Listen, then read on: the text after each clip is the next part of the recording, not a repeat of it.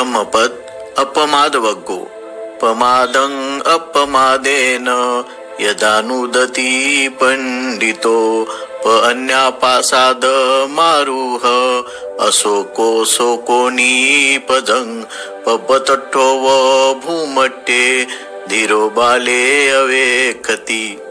जेव्हा ज्ञानी पुरुष अप्रमादाने प्रमादाला दूर सारतो तेव्हा तो निशोक व धीर पुरुष प्रज्ञारूपी प्रासादावर चढून शोकाकुल आणि अज्ञानी लोकांना जसा पर्वतावर असलेला पुरुष जमिनीवरील लोकांना पाहतो तसा पाहतो. अर्थकथा महाकाश्यपांनी एकदा आपल्या असाधारण दिव्य दृष्टीने जीवांचे जन्म आणि मरण समजून घेण्याचा प्रयत्न केला.